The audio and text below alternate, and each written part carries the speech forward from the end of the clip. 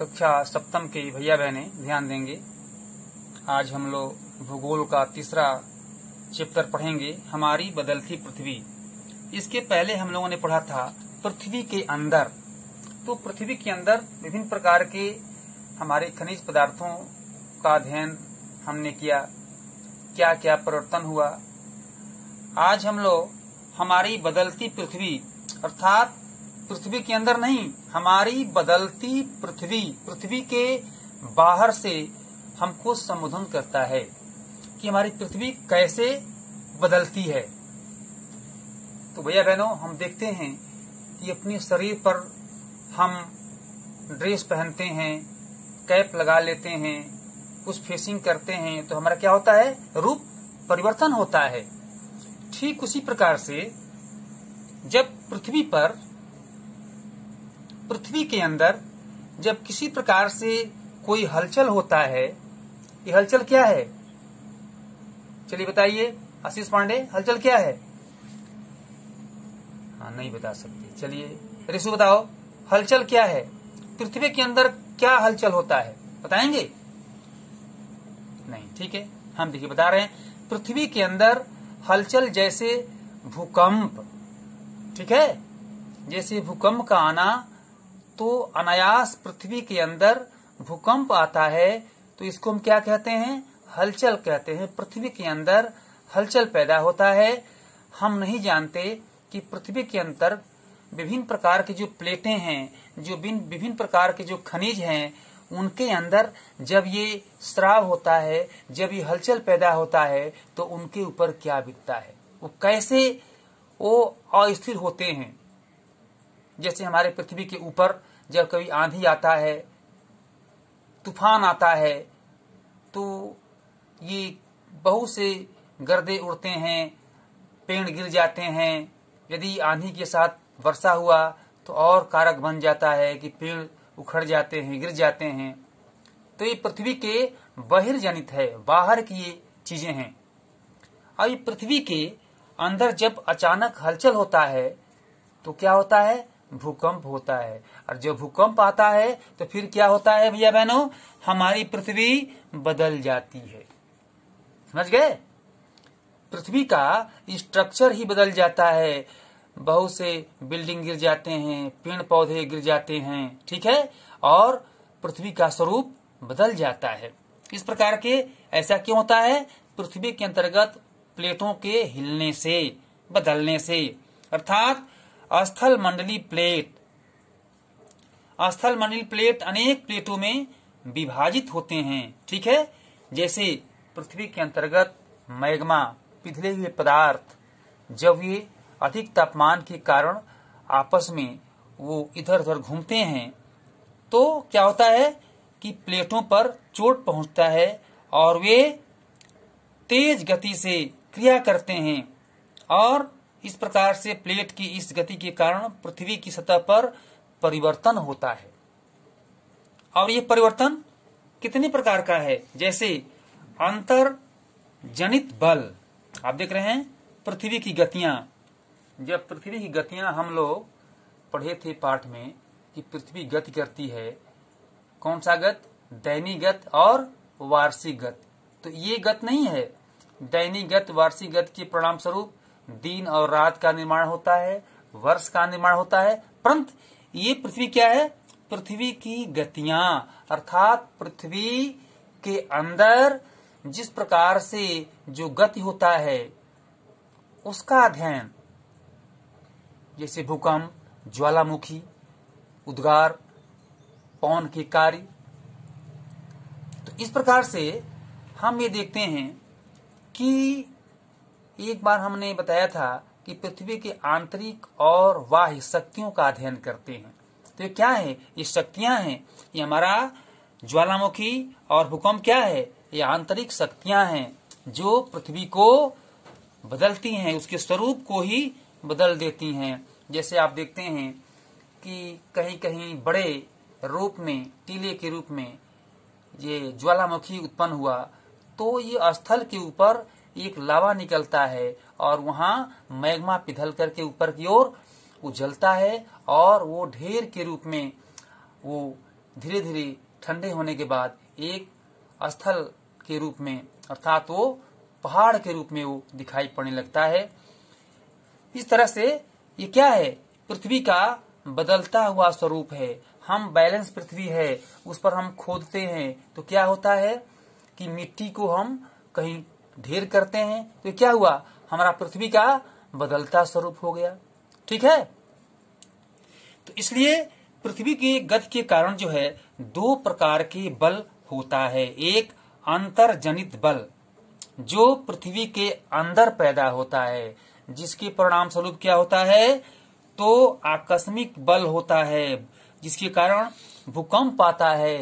यदि हम कहते हैं कि भूकंप किसे कहते हैं, तो पृथ्वी के अंतर्गत आकस्मिक हलचल को भूकंप कहते हैं, या अनायास पृथ्वी कंपन करती है, इसको हम भूकंप कहते हैं। ठीक है, तो ये क्या हुआ, अंतर्जनित माने अंदर बल, भूकंप है, ज्वालामुखी है, भूस्खलन है।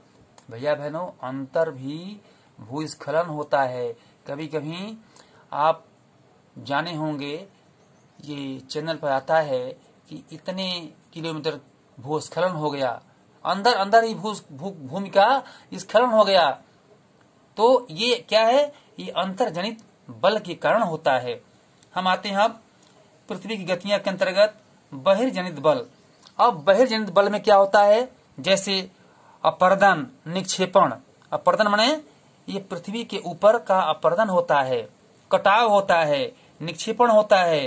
वो किसके कारण होता है, तो नदी का बहता जल, पवन जानते हैं आप, यदि रेगिस्तानों में अधिक झोंकों से, अधिक वेग से जब पवन चलता है तो क्या होता है, ये बालू को उड़ा करके और एक ढेर नुमा में और एक जगह जो है इकट्ठे करके और वो टीला बन जाता है। ठीक है, तो क्या होता है, पृथ्वी का स्वरूप बदल जाता है। उसी प्रकार से समुद्री तरंग, अर्थात पृथ्वी पर हमारा जो समुद्र है उसमें तरंग पैदा होने से क्या होता है, ये हमारा पृथ्वी के स्थल का रूप बदलता है। हिमनद, इसी पृथ्वी पर आप देखते हैं कश्मीर में, उत्तरांचल में अभी भी गर्मी के दिनों में हिम के चादर जैसे बर्फ पड़ता है, तो क्या है, हमारा इस पृथ्वी के स्ट्रक्चर को बदलता है। तो इस तरह से हम हमारे पृथ्वी के अंतर्गत और पृथ्वी के बाहर जो हमारा जो इनर फोर्स है और आउट फोर्स है, ये दोनों के बारे में हमारे पवन, हमारा समुद्र, हमारे हिमनद और ये प्लेटें, ज्वालामुखी, भूकंप और भूस्खलन ये प्रभावित करते हैं, जिसके कारण पृथ्वी का स्वरूप बदल जाता है। इस प्रकार से हम आते हैं, आप देखते हैं कि ज्वालामुखी, भैया बहनों ज्वालामुखी के बारे में आप लोगों ने सुना होगा, पढ़े भी होंगे कि ज्वालामुखी किसे कहते हैं। तो भूपृथ्वी पर खुला एक ऐसा छिद्र होता है जिससे पिघले हुए पदार्थ अचानक निकलते हैं। ये भूकंप भी अचानक होता है अंतर्जनित बल के कारण, और ये ज्वालामुखी भी जो मैग्मा, जो मेटल पदार्थ पिघलता है और उसके कारण जो है ये लावा ये पृथ्वी के ये छिद्र से निकलता है, जिसको क्रेटर कहते हैं और निकास वेंट कहते हैं, और ये लावा है जिसके परिणाम स्वरूप ये ज्वालामुखी का निर्माण होता है। गैस व राख, आप देखते हैं कि जब हम कोई पत्ते या कुछ जलाते हैं तो ऊपर की ओर उड़ता है, तो क्या है, आप कोई हवा ना हो लेकिन आप उसको जलाएंगे, किसी पदार्थ को, किसी पत्ते को, ढेर को, तो क्या होता है, पहले तो प्रकाश होता है, उसमें किरकिर की आवाज भी होता है, फिर इसके बाद वो सीधे ऊपर की ओर जाता है। ठीक है, उसमें धुआं भी निकलता है और उसमें क्या होता है, उसमें हवा भी रहता है। तो ठीक गैस व राख, अर्थात ये ज्वालामुखी की जो उद्गार होता है उसके धुएं में राख निकलता है और गैसें निकलती हैं। जैसे आप देखते हैं ये प्लांट में जब बॉयलर में ये आपका ये कोयला उसमें डालते हैं तो जो धुआं निकलता है तो कहीं न कहीं रात में आप देखे होंगे, दिन में तो नहीं, चिंगारियां निकलती हैं, हवा के साथ धुआं ऊपर जाता है तो धुआं हो गया, फिर कहीं न कहीं गिरता है तो क्या हो गया, छाई के रूप में राख बन गया। ऐसे ही ठीक हमारा ये ज्वालामुखी का उद्गार होता है। ये हो गया शब्द उत्पत्ति। शब्द का उत्पत्ति आप समझेंगे। ये इस प्रकार से स्थल मंडलीय प्लेटों के गति करने पर पृथ्वी की सतह पर कंपन होता है और यह कंपन पृथ्वी के चारों ओर गति कर सकता है। इस कंपन को भूकंप कहते हैं। जैसा कि पहले बताया गया कि अचानक अनायास पृथ्वी के हिलने को या कंपन करने को भूकंप कहते हैं। अब ये भूकंप उद्गम केंद्र, आप इसमें देखते हैं कि भूकंप जिस केंद्र से भूकंप का उद्गार होता है, जैसे आप देखते हैं ये रावण का जब ये जो पुतला जलाया जाता है तो उसमें आप ये पटाखा उड़ाने वाले आते हैं तो एक चरखी उड़ाते हैं। चरखी पर आप देखते हैं भैया बहनों कि एक जगह उसमें आग लगाते हैं तो चरखी अपना रोटेट करना, गति करना शुरू करता है और गति करते करते करते करते इतना तेजी से गति करता है कि उसका जो ये चिंगारियां हैं वो वृत्ताकार रूप में दूर तक गिरता है।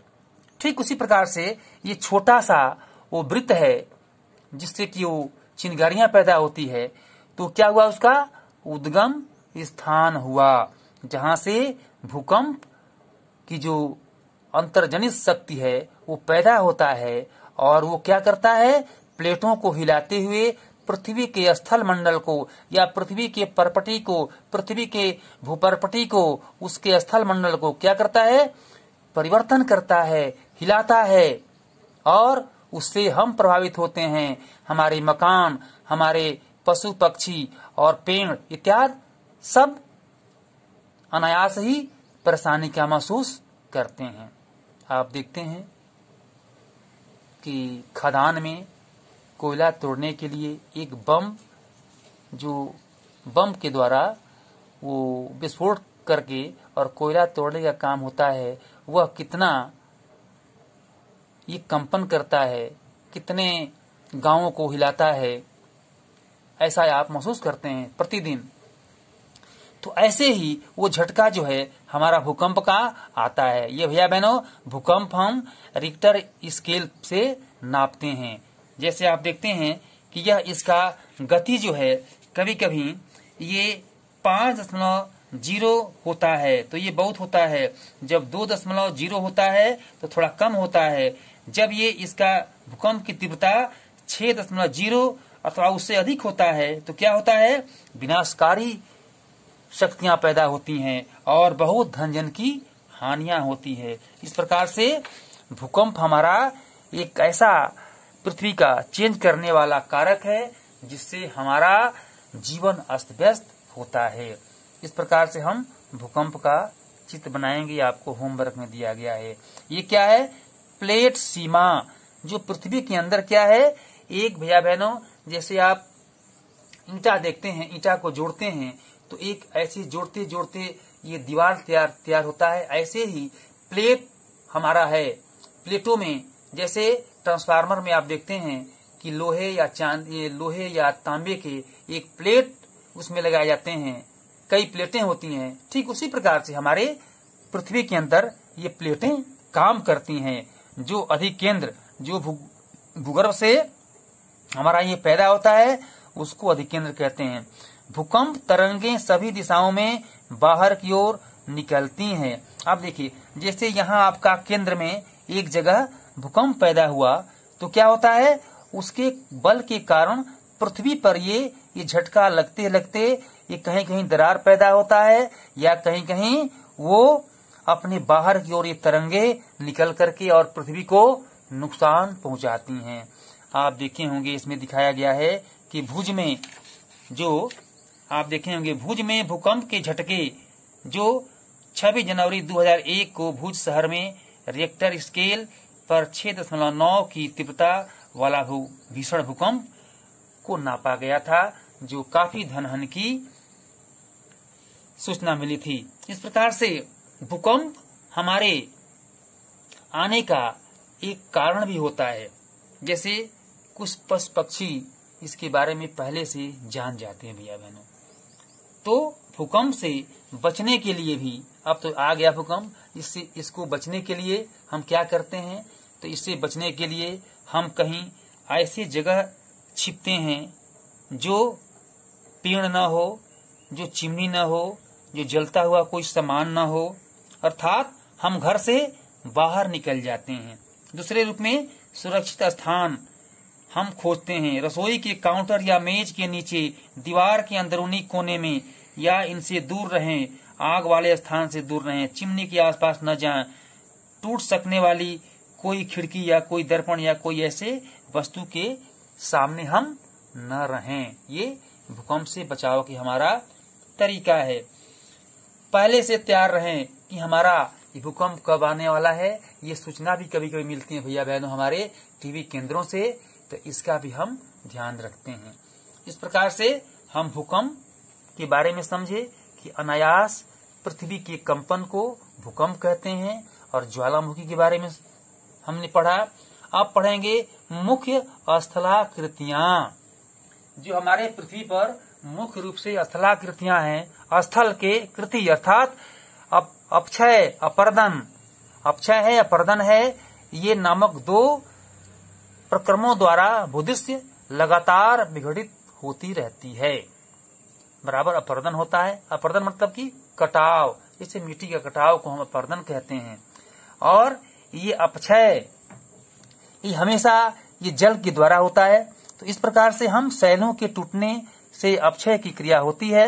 भूदृश्य पर जल, पवन एवं हिम जैसे विभिन्न घटकों के द्वारा होने वाले क्षय को अपर्दन कहते हैं। जब हम अपर्दन को देखते हैं तो ये पता चलता है कि अपर्दन का कार्य क्या है। नदी अपेक्षित और अपर्दन निक्षेपण के ये प्रक्रम पृथ्वी के धरातल पर विभिन्न स्थलाकृतियों का निर्माण करते हैं। जब ये अपर्दन होता है तो कहीं अपर्दन होगा तो कहीं ऊंचे होंगे, कहीं हम खाई खोदेंगे तो खाई से निकला हुआ मिट्टी हम कहीं ढेर करेंगे, तो क्या होगा? हमारे पृथ्वी के स्थलाकृतियों को बदलेगा। जैसा कि पृथ्वी की बदलता स्वरूप ये पाठ हम प्रारंभ किए हैं। नदी के कार्य, अब भैया बहनों कहीं कहीं आप केवल स्थल ही नहीं, नदी भी अपनी चाल चलती है। कौन सा? तो ये जल प्रपात, जल नदी के जल से दृश्य भूमि का अपर्दन होता है। अब देखिए नदी कहीं कहीं तेज ढालों से आती है तो क्या करती है? अपने साथ कलकल छल छल की आवाज करती हुई और नीचे कटान करती हुई, अवसादों को ढकेलती हुई और आगे की तरफ ले जाती हुई वो नदी अपने कार्य में परिणित होती है, तो यह जलप्रपात बनाती है। अर्थात कभी कभी देखते हैं कि नदियों के जल को इकट्ठा करते हैं और जल को ऊंचे स्थान से गिरा करके टरबाइन चलाते हैं और उससे भी बिजली पैदा करते हैं। ठीक है, तो ये जलप्रपात अर्थात अत्यधिक कठोर शैल या खड़े ढाल वाली घाटी में गिरती हुई ये नदी जो एक जलप्रपात का निर्माण करती है। इस प्रकार से ये जलप्रपात है। कठोर शैल क्या है? जल की शक्तियों द्वारा काटे गए मृदु शैल। मृदु जय शैल अर्थात जहाँ की मिट्टी, भैया बहनों मृदु शैल क्या होता है? अने एक मृदु शैल का मतलब कि मिट्टी, शैल मतलब मिट्टी। ये मिट्टी जहाँ पर मुलायम होती है वहाँ पर क्या होता है कि जल के कारण मिट्टी का कटाव तेज होता है। आप देखते हैं कि जहाँ पर जंगल झाड़ घास फूस रहता है वहाँ पर पानी पड़ता है तो वहाँ पर वास्तव में वो मिट्टी नहीं कटता। लेकिन कहीं कहीं आप देखते हैं कि रोड पर नए नए मिट्टी भरा होता है, भरते हैं तो वहाँ पर मिट्टी बहुत जल्दी कट करके और नीचे खाई में चली जाती है। इसको हम मिट्टी के कटाव कहते हैं। इस प्रकार से एक जल प्रपात के द्वारा जो मिट्टी का कटाव होता है वह चित्र हम बनाएंगे और विभिन्न शब्दों को दर्शाएंगे। जब नदी मैदानी क्षेत्र में प्रवेश करती है तो वह मुड़दार मार्ग पर बहने लगती है। मुड़दार मार्ग पर देखते हैं कहीं कहीं नदियां जो हैं मोड़ करती हैं, स्थल से चलती है तो, और उसके कारण क्या होता है? विसर्प बनता है। विसर्प मतलब कि नदी भी अपने स्थिति को चेंज करती है। कहीं कहीं देखते हैं बाढ़ आ गया, फिर बाढ़ के बाद पानी चला गया तो नदी क्या होता है? कहीं विसर्ग बनाती हैं, कहीं डेल्टा बनाती हैं, कहीं त्रिभुजाकार बनाती है। अर्थात पानी का जो निक्षेप है, जो उनका जमाव है, वह क्या होता है, विभिन्न प्रकार के एक चित्र का, एक स्थल का निर्माण करती हैं। इस प्रकार से अलग अलग झील बनते हैं, जिसे चाप झील भी कहते हैं। और ये क्या होता है, उसी पानी के छुड़ाव से, जैसे पानी आया और पानी फिर बाढ़, हम कहते हैं कि अब बाढ़ खत्म हो गया, तो आप देखते हैं गांव में कि कहीं न कहीं नदी नाले में पानी होता है, या कहीं ऐसे स्थानों पर पानी भी रुक जाता है, जिसको हम क्षरण कहते हैं, कुछ को विसर्ग कहते हैं और कुछ को चाप झील कहते हैं। वो अनेक प्रकार के एक आकृति में बन जाता है। कभी कभी हम देखते हैं कि नदी एक त्रिभुज, 3 ओर से घिरे हुए त्रिभुज के आकार का होता है, जिसको हम भूगोल की भाषा में डेल्टा कहते हैं। तो ऐसे पानी का क्षरण होता है। कहीं कहीं नदियां हमारे एक अनेक तटबंध के द्वारा अपने स्थल को बनाती है, चेंज करती है। अब बाढ़कृत मैदान का निर्माण होता है। जैसे नदी के उदित तटों को तटबंध कहते हैं। समुद्र तक पहुंचते नदी का प्रवाह धीमा होता जाता है। यह नदी अनेक धाराओं में विभाजित हो जाती है। अर्थात जब ये नदी चलती है तो अनेक प्रकार के छोटे छोटे नदी नाले निकलते हैं। सिंचाई के साधन नलकूपों द्वारा वहां उसको निकालते हैं, तो नदी का जल क्या होता है, कम होता चला जाता है और फिर अंत में समुद्र में गिरते गिरते वह नदी का जल कम हो जाता है। अर्थात नदी का वेग धीमा हो जाता है। इस प्रकार से हम देखते हैं कि नदी का कार्य, समुद्र में तरंग के कार्य। आप देखिए समुद्र में, अब यहाँ पहले एक और छूट गया, वितरिका। वितरिका मतलब कि जो नदी के, बड़े नदी के जल जो होता है और उससे छोटे नदी हम निकालते हैं, तो क्या होता है, नदी का वितरण होता है। अर्थात नदी का जल उसके द्वारा निकलता है, जिसको हम वितरिका कहते हैं। यहाँ पर डेल्टा को समझाया गया। समुद्र के मुहानों में अवसादों के संग्रह से डेल्टा का निर्माण होता है, ये हम लोगों ने समझा। समुद्र तरंग के कार्य, अब इसके कार्य क्या है। जब समुद्र में तरंग होता है तो इसके कार्य कैसे होता है। समुद्री तरंग के अपर्दन एवं निक्षेपण तटीय स्थलाकृतियां बनाते हैं। समुद्री तरंगे लगातार शैलों से टकराती रहती हैं। अर्थात जो शैल हैं, पत्थर हैं, नीचे की ओर अनेक प्रकार के जीवाश्म हैं, उनसे टकराती हुई और क्या करती हैं, बालू का निर्माण करती हैं, समुद्री गुफा का निर्माण करती हैं। कभी कभी देखते हैं भैया बहनों कि हम तट पर जाते हैं तो आप ये मत समझिए, तट जहाँ आप खड़े हैं उसके नीचे कई फीट आपके आने से दूरी तक वो जो है समुद्री गुफा जैसा पानी काट करके बनाया हुआ है। इसलिए कभी कभी ये भी देखने में आता है, कुछ लोग जाते हैं समुद्र के तट पर तो वो मिट्टी गिर जाता है और उसी में वो दह जाते हैं। क्यों? क्योंकि उसमें गुफा बना रहता है, जिससे तटीय मेहराब भी कहते हैं उसको। और उसके में क्या होता है, ये बहुत एक प्रकार से हम ये देखते हैं कि लगातार अपर्दन के कारण यह क्रिया बनता है और स्थलाकृतियों को स्टैक के रूप में हम देख पाते हैं।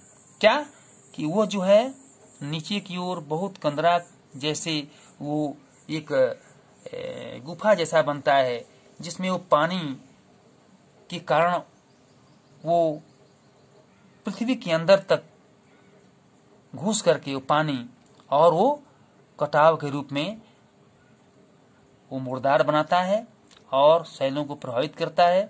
समुद्र भृगु जैसे हम देखते हैं कि ऊंचे शैली तटों को समुद्र भृगु कहते हैं। अर्थात ऊंचे शैली तटों, जो शैल जो ऊंचे रूप में है वो भी कभी न कभी किसी दशा में कट करके और समुद्र भृगु का निर्माण हो जाता है। समुद्री तरंगे किनारों पर अवसाद जमा कर समुद्री पुलीन का निर्माण करती है। समुद्री पुलीन अर्थात अवसादों को निर्माण करके और वे एक ढेर बन जाता है और उसको हम समुद्री पुलीन कहते हैं। अब हिमनद के कार्य, हिम मतलब बर्फ।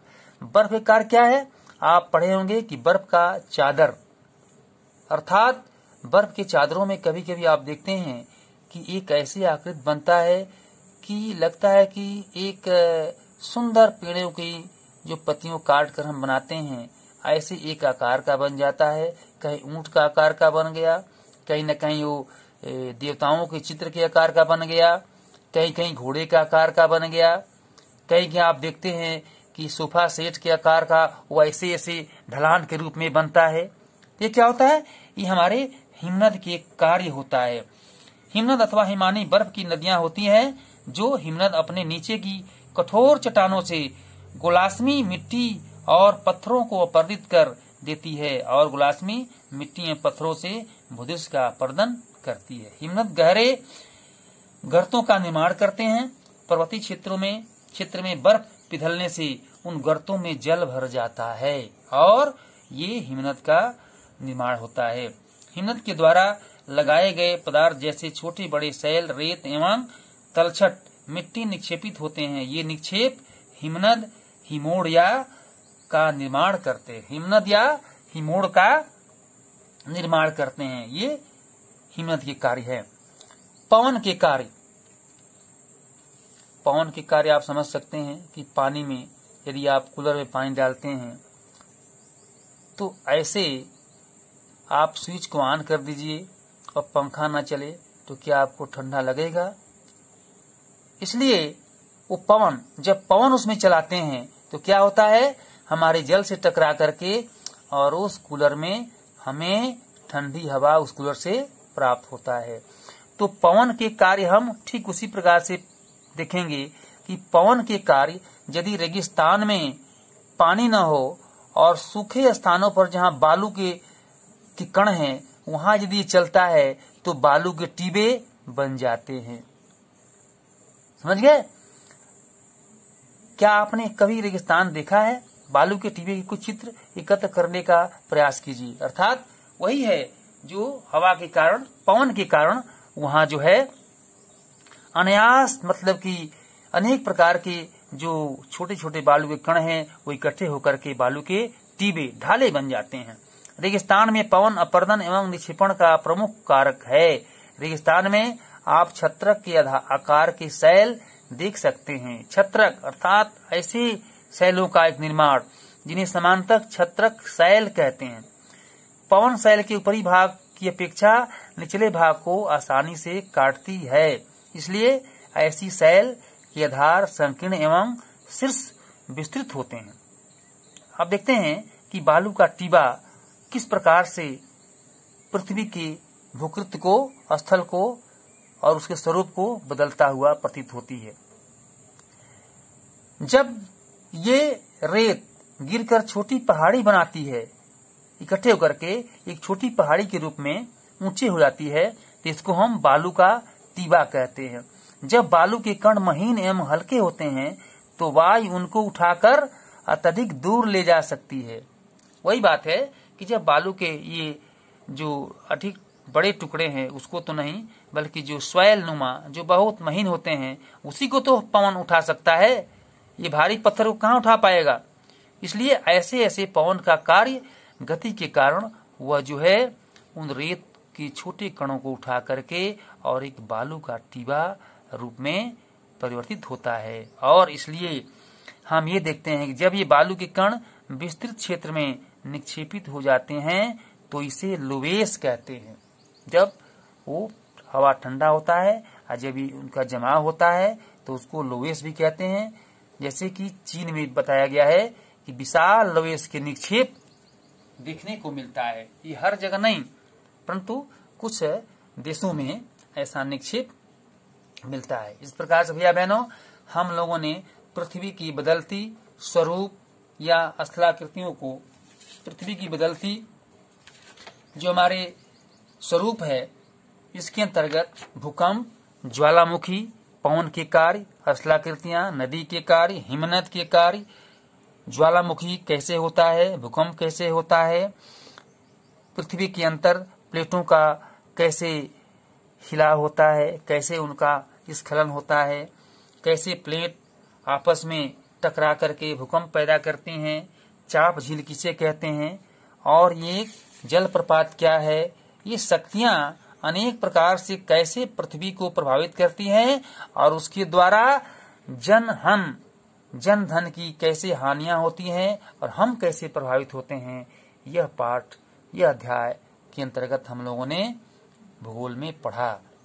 इस प्रकार से हम एक अच्छे ज्ञान के द्वारा अपने ज्ञान को और तेज बनाने के लिए हम अनेक बताए गए जो कार्य हैं उसको हम करते हैं, बनाते हैं चित्र को, तो और भी उससे हमको ज्ञान प्राप्त होता है।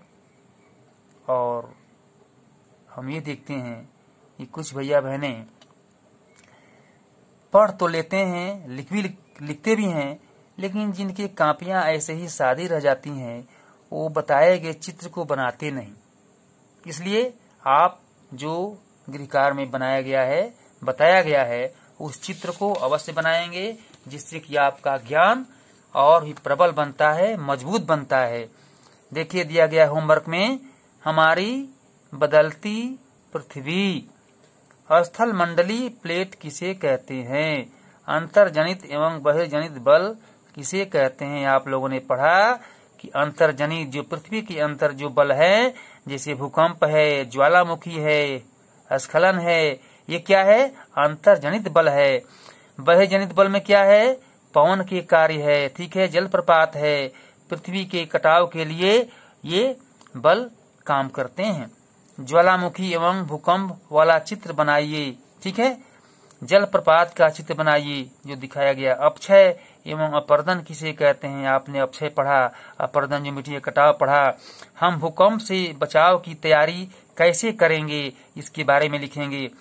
समुद्री तरंग के कार्य को समझाइए, पवन के कार्य को वर्णन करें। पवन कौन कौन से कार्य करता है, कैसे बालू का टीबा बनाता है, कैसे अपने को स्थल पर परिवर्तित करता है। समुद्री गुफा किसे कहते हैं। इस प्रकार से भैया बहनों हम इस पाठ को समझे, एक बार और इसको ठीक से पढ़ेंगे, जहां आपको मुख्य रूप से बताया गया है।